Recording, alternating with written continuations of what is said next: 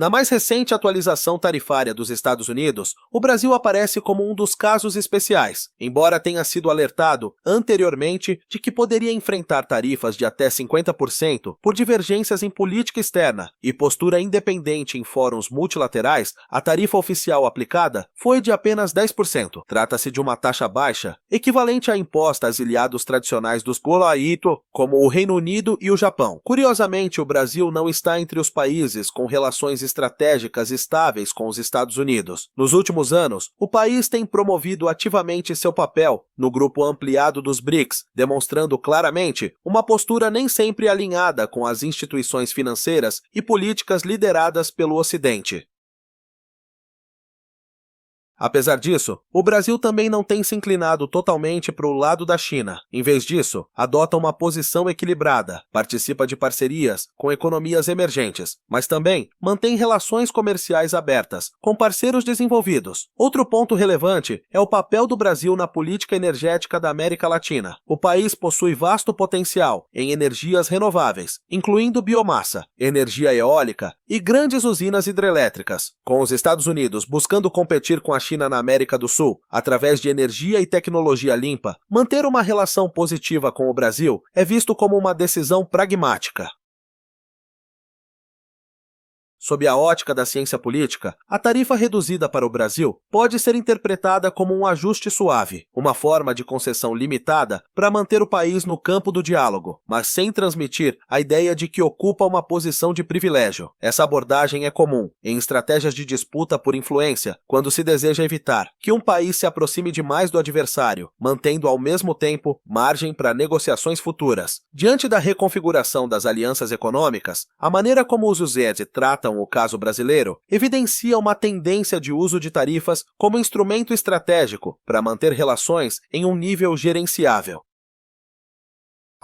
Diferente do Brasil, país que não está totalmente alinhado com os ECOWAS, mas que recebeu apenas uma tarifa de 10%, a Índia, mesmo sendo considerada uma alternativa estratégica à China na cadeia de suprimentos global, foi submetida à tarifa mais alta entre os parceiros estratégicos, 25%. Esse número surpreendeu muitos analistas. Nos últimos anos, uma série de gigantes da tecnologia, de Apple e Google, a fabricantes de chips, vem transferindo suas linhas de produção para a Índia. Washington também declarou apoio público à criação de uma nova cadeia de suprimentos na Ásia, com a Índia como peça central. No entanto, a tabela tarifária recém-divulgada coloca Nova Delhi no grupo mais rigidamente monitorado entre os parceiros estratégicos.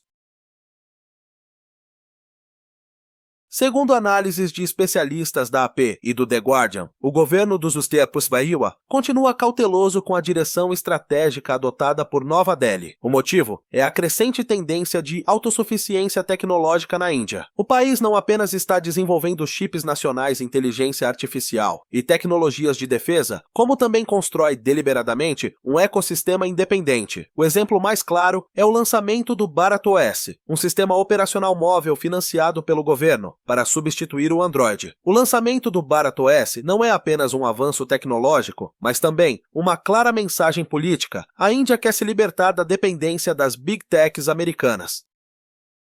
Além disso, várias empresas americanas, como Nvidia e Apple, têm enfrentado restrições de participação em projetos-chave como o de semicondutores, o que demonstra que Nova Delhi não pretende ceder muito controle aos investidores estrangeiros. Do ponto de vista estratégico, Washington parece temer o surgimento de uma nova China, um país populoso com forte potencial, capaz de criar uma cadeia de produção e um ecossistema tecnológico próprios, mas que mantém uma posição independente. Se a Índia crescer rápido demais fora de um sistema de controle, poderá se transformar em concorrente em vez de parceira, algo que os Estados certamente querem evitar. Por isso, a tarifa de 25% é aplicada como uma forma de controle de crescimento. Não se trata de barrar o progresso, mas de impor um ritmo que os possam acompanhar e influenciar. A tarifa elevada também pressiona as empresas internacionais. Elas não centralizarão toda a produção na Índia, sendo obrigadas a diversificar para outros mercados, minimizando o risco de que o país se torne um polo industrial alternativo excessivamente dominante. Dessa maneira, os Estados Unidos mantêm influência sobre a Índia, sem necessidade possibilidade de confronto direto. A tarifa não bloqueia a cooperação, mas obriga Nova Delhi a planejar com mais cautela o desenvolvimento de setores tecnológicos estratégicos. Em contraste com a Índia, outro país asiático também enfrenta tarifas elevadas, mas em um contexto bem diferente, o Vietnã. Enquanto a Índia é monitorada por seu rápido potencial de crescimento, o caso vietnamita está mais ligado à sua posição na cadeia de valor e à prevenção contra práticas de fraude comercial. Comparado à Índia, o Vietnã enfrenta uma tarifa mais baixa, 20%. No entanto, dentro do contexto regional, essa taxa ainda é superior à aplicada a países como Camboja, Malásia ou Indonésia, que recebem tarifas de no máximo 18%. Isso gerou debates sobre a razoabilidade e os critérios de prioridade da política tarifária dos Double Sale no Sudeste Asiático. No entanto, é preciso analisar os 20% dentro de um contexto mais amplo. Atualmente, o Vietnã é o país com o maior volume de exportações para os Estados Unidos, dentro do bloco da ASEAN, especialmente nos setores de eletrônicos, componentes semicondutores e dispositivos tecnológicos de consumo.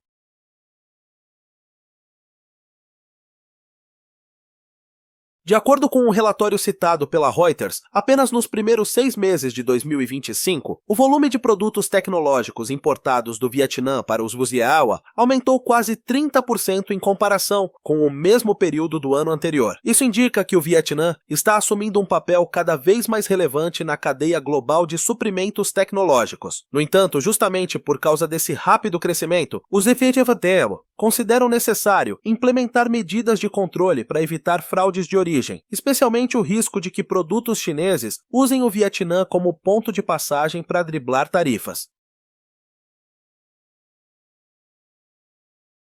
A tarifa de 20% pode ser vista como uma tentativa de equilibrar dois objetivos: manter o Vietnã como um centro de produção confiável dentro da cadeia de suprimentos e impor uma barreira moderada para evitar práticas comerciais ilegais. Essa taxa não é alta o suficiente para desencorajar de forma significativa o investimento estrangeiro direto IED, mas obriga as empresas a atuarem com mais transparência na gestão de suas cadeias produtivas. Além disso, a localização geográfica próxima à China, a infraestrutura já existente e o baixo custo da mão de obra são vantagens que os demais países da ASEAN ainda não conseguem superar.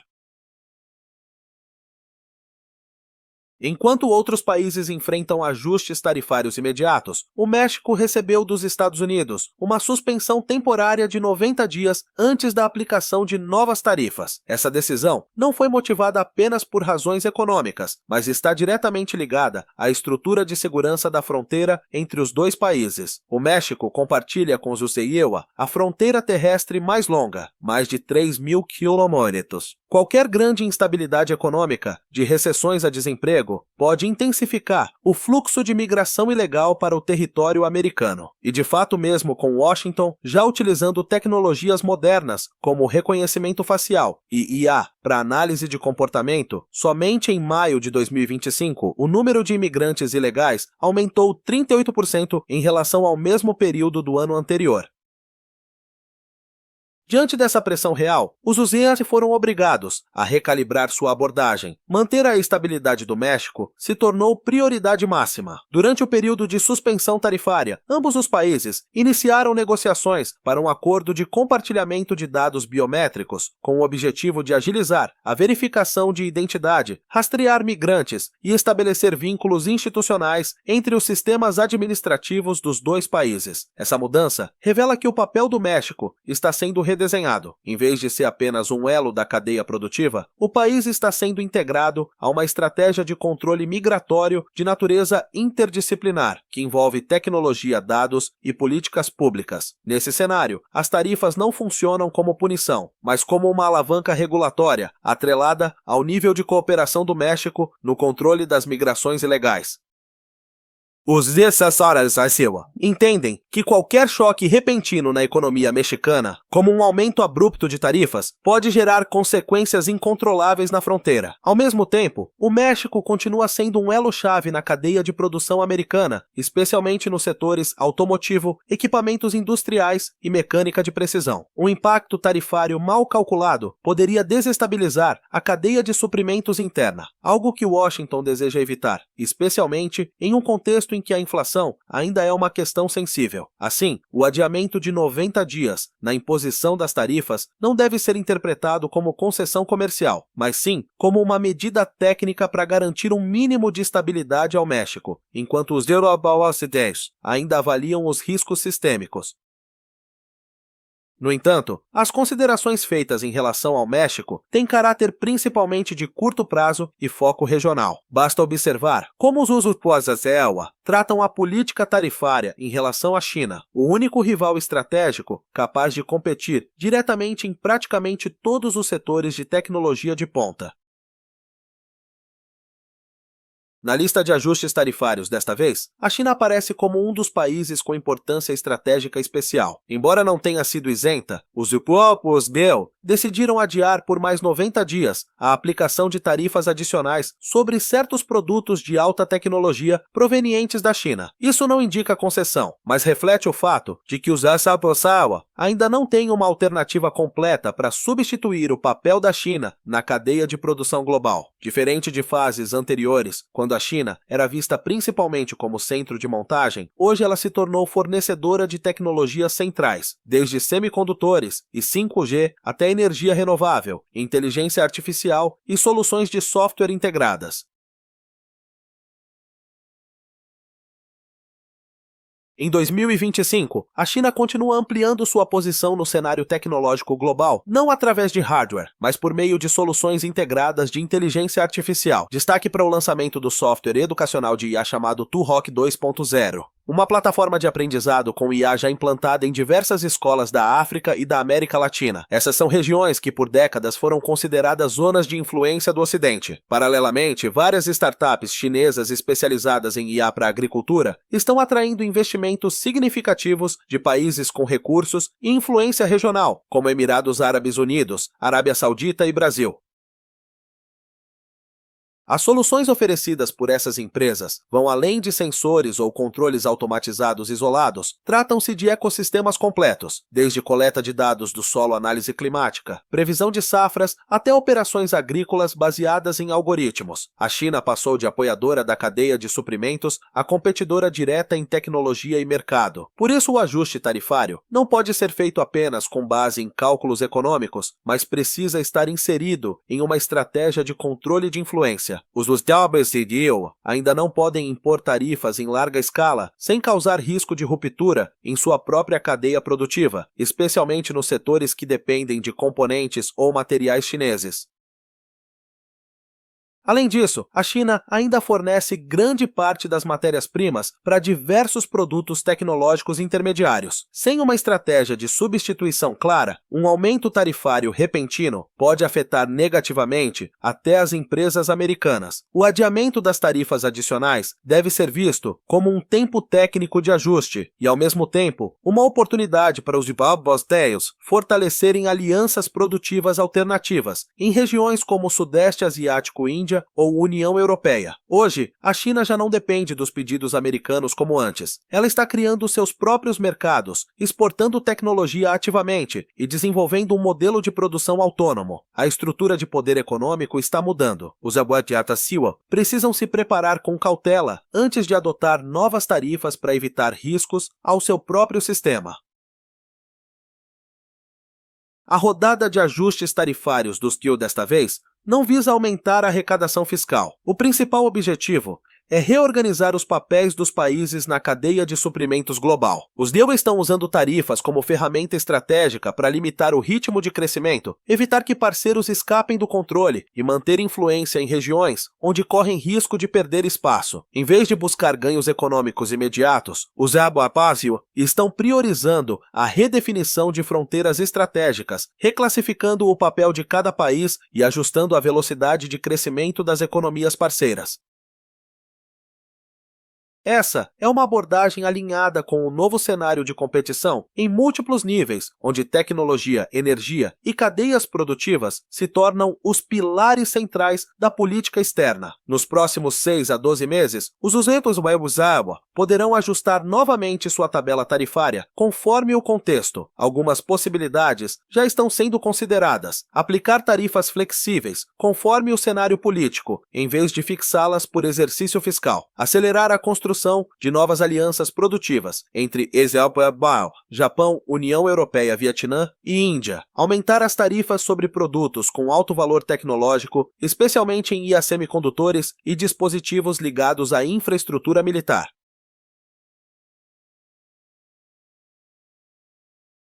A estrutura econômica global está em transição. Os Estados Unidos não aceitam que nenhum país assuma uma posição dominante se isso ameaçar o sistema sob seu controle. As tarifas deixaram de ser uma simples política comercial. No cenário atual, elas são instrumentos de dissuasão política. O que você pensa sobre a forma como os DWSA estão redesenhando sua influência global por meio da política tarifária? Compartilhe sua opinião. Obrigado por acompanhar. Se você achou esta análise valiosa, não se esqueça de se inscrever, compartilhar e deixar seu comentário para continuarmos acompanhando juntos os desdobramentos estratégicos globais.